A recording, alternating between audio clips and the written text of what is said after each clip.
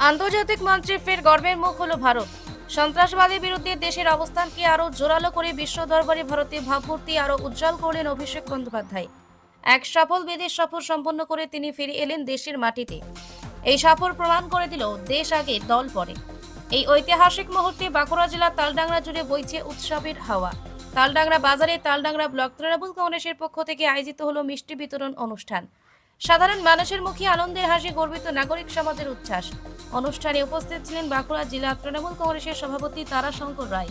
এছাড়াও ছিলেন দলের অন্যান্য নেতৃবৃন্দ, কর্মী, সমর্থকেরা। বাঁকুড়া তালডাংরা থেকে নুরিমান মল্লিকের রিপোর্ট, পিস নিউজ বাংলা। আপনারা সকলেই জানেন যে কাশ্মীরের পহেলগামে পর্যটকরা বেড়াতে গেছিল।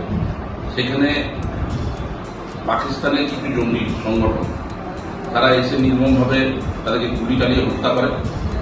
তার প্রতিবাদে সারা দেশবাসী আমরা দেখেছিলাম এবং দেশবাসী ভারতের প্রধানমন্ত্রীর কাছে আবেদন করেছিলেন এবং আমাদের দলও আবেদন করেছিল যে আমরা সকলেই সমর্থন করেছিলাম যে তাদেরকে, যারা এই সন্ত্রাসবাদী কার্যকলাপ চালায় তাদেরকে নিকাশ করে দেওয়া যায়, শেষ করে দেওয়ার জন্য।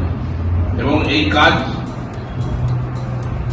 জন্য আমরা সমর্থন করেছিলাম। তার জন্য আজকে আমাদের অভিষেক বন্দ্যোপাধ্যায় বিদেশে গেছিলেন সমস্ত বন্ধু দেশদের সাথে আলোচনা করতে যে এই সন্ত্রাসবাদী দমন আমাদেরকে করতে হবে এবং সন্ত্রাসবাদী দমন আমাদের গোটা বিশ্বে যেখানে হবে সেখানে আমাদের সবাইকে এক হয়ে লড়তে হবে। এই যে প্রথমেই দেশ আগে রাজনীতি পরে, দেশ বাঁচলে রাজনীতি, এই যে নিদর্শন আমাদের নেতা, আমাদের সেনাপতি অভিষেক বন্দ্যোপাধ্যায় করে এসেছেন, এটা একটা বলতে পারেন দেশের জন্য মানুষ, আমাদের তৃণমূল কংগ্রেস সবসময় এগিয়ে আছে। এবং অভিষেক বন্দ্যোপাধ্যায় সর্বদলীয় বৈঠকে প্রথমেই বলেছিলেন যে যারা এই ধরনের অন্যায় কাজ করেন তাদের বিরুদ্ধে আমাদেরকে যুদ্ধ ঘোষণা করে যুদ্ধ করতে হবে এবং আমাদের তাদেরকে শেষ করতে হবে।